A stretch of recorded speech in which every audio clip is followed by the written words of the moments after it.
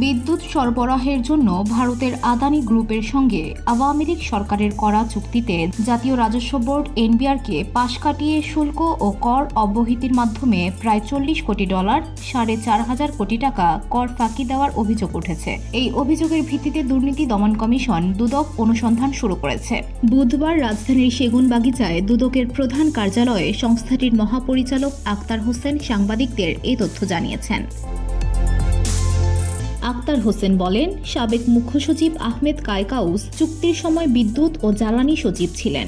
এনবিআরকে পাশ কাটিয়ে আদানি গ্রুপের সঙ্গে চুক্তি করে সরকারের 4,500 কোটি টাকা শুল্ক ফাঁকি দেওয়ার অভিযোগের অনুসন্ধান চলছে।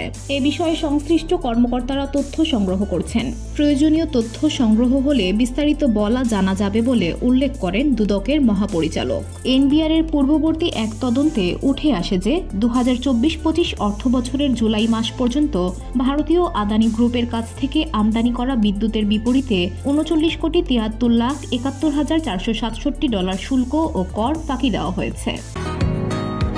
বসুন্ধরা, উত্তরা, বনশ্রী, কুড়িল ও বাড্ডা সহ রাজধানীর বিভিন্ন স্থানে অভিজাত ও অত্যাধুনিক মানের ফ্ল্যাট কেনার এক নির্ভরযোগ্য প্রতিষ্ঠান প্লেজেন্ট প্রপার্টিজ লিমিটেড। তাই আপনার স্বপ্নের আবাসনের জন্য আজই যোগাযোগ করুন।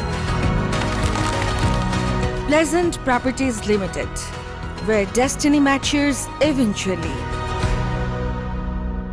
এছাড়া এই চুক্তির সময় সংশ্লিষ্ট সংস্থাগুলোর অনুমোদন ছাড়াই শুল্ক ও কর অব্যাহতি প্রদান করা হয়, যা এনবিআরের তদন্তে স্পষ্ট হয়েছে। 2017 সালে সাবেক প্রধানমন্ত্রী শেখ হাসিনার সরকার আদানি গোষ্ঠীর সঙ্গে বিদ্যুৎ আমদানির চুক্তি করে।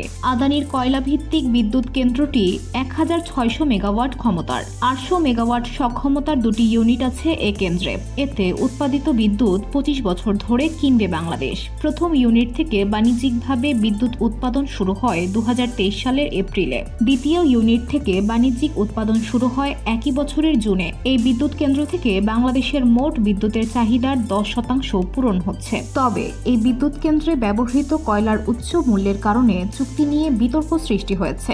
আদানির সঙ্গে পিডিবির চুক্তি পর্যালোচনায় অন্তর্বর্তী সরকারের গঠিত একটি কমিটি কাজ করছে। VOD Bangla news desk.